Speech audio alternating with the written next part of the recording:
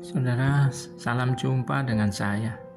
Saat ini di Indonesia mulai muncul lagi kasus-kasus korupsi.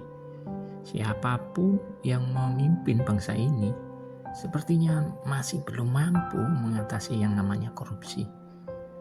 Pertanyaannya, mengapa korupsi di Indonesia terus terjadi? Padahal terus didengungkan untuk diberantas dan terus dibuat program pemberantasan korupsi. Namun yang terjadi adalah korupsi tetap ada, bahkan tetap merajalela di mana-mana.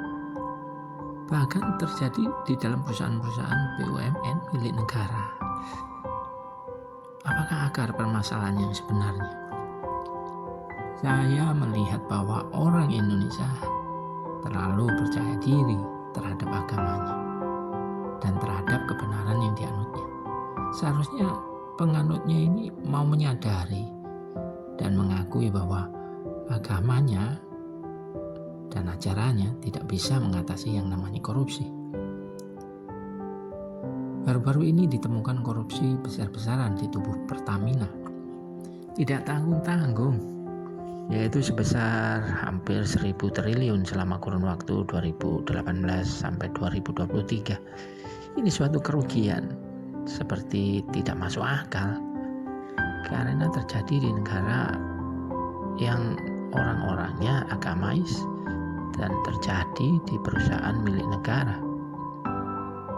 negara yang seharusnya memberantas pelaku korupsi tetapi justru menjadi pelaku korupsi. Untuk dapat memahami persoalan ini dengan benar, semua orang harus sepakat bahwa masalah ini berkaitan erat dengan faktor dosa dan pemahaman yang salah tentang penyelesaian dosa. Banyak orang mengira dosa tidak terlalu penting, sehingga hanya menutupinya dengan perbuatan baik.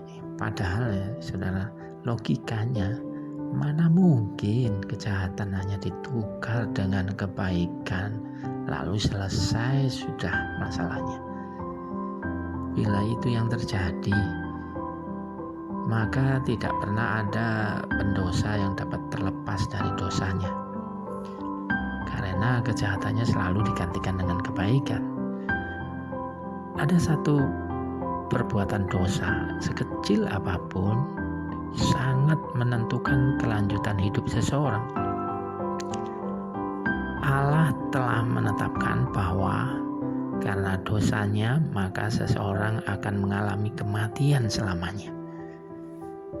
Bukti kematian itu adalah kita lihat dari sisi biologis. Manusia akan menua, kemudian sakit dan mati.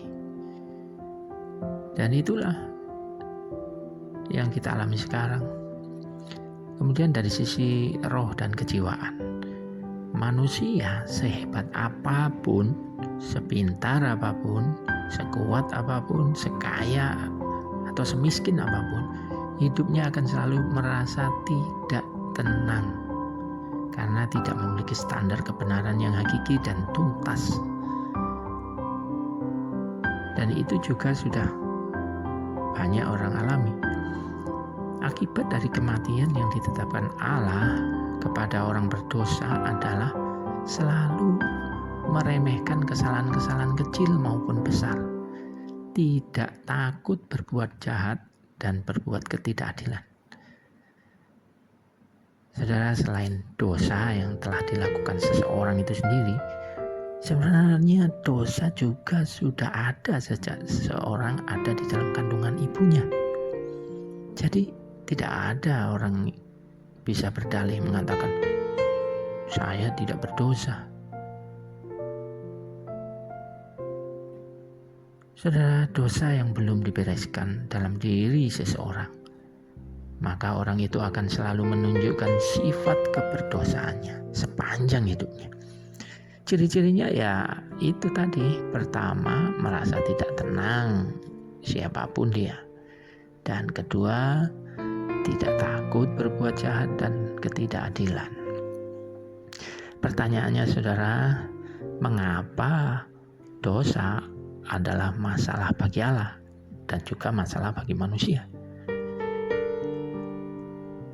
Jawabannya adalah karena manusia terikat dalam penciptaan.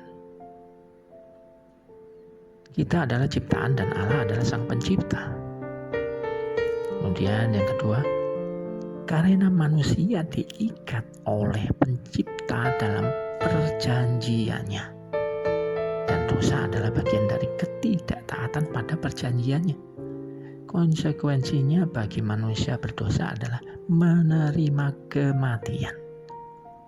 Ini adalah ketetapan absolut Allah dan memang terbukti bahwa upah dari orang yang berbuat dosa adalah maut, kematian, banyak kerusakan,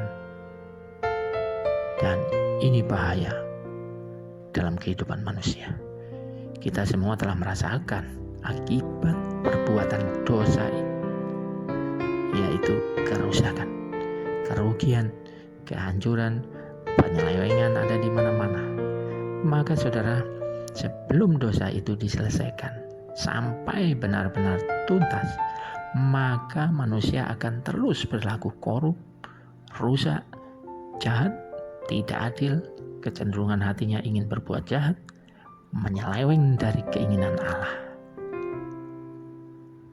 Berikutnya saudara, mengapa korupsi terus ada dan ada di mana-mana? Tak pernah bisa diberantas. Ini akibat pemahaman yang salah saudara, yaitu dosa bisa ditutup dengan perbuatan baik. Ini saya ulang kembali saudara. Jika cara itu yang dilakukan, buktinya jelas, yaitu tindakan korupsi terus ada dan bertambah banyak. Kecuali ada hukuman kematian bagi pelaku korupsi, seperti yang dilakukan oleh negara Cina. Karena secara tidak langsung hukuman mati dapat memenuhi murka Allah terhadap orang berdosa yang melanggar perjanjiannya.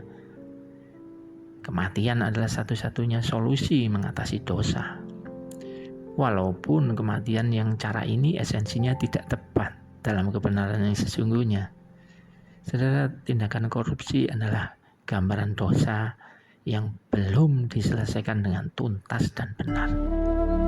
Jadi pertanyaan terakhir saudara, bukan bagaimana cara mengatasi korupsi, tetapi pertanyaannya adalah bagaimana cara mengatasi dosa yang sangat berbahaya ini.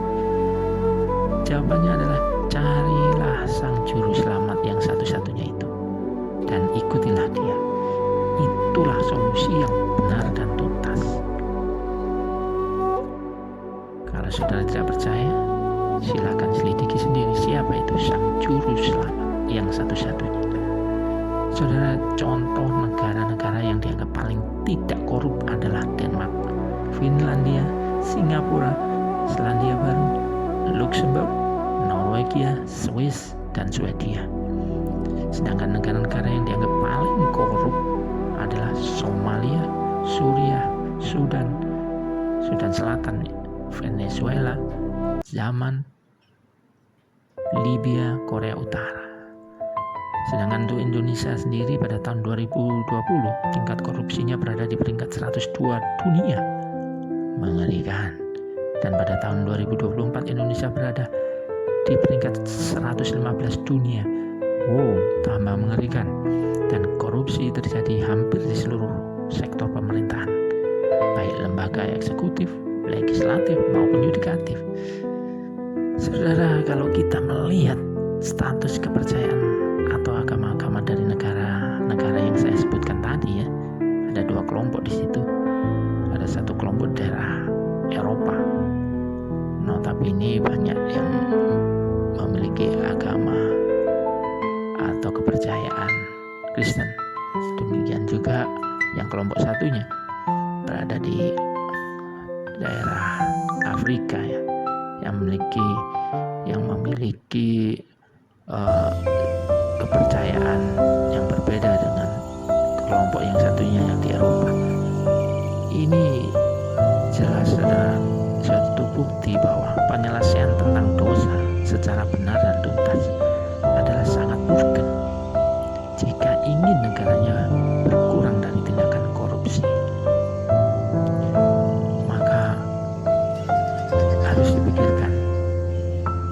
untuk benar-benar menyelesaikan dosa, bukan korupsi.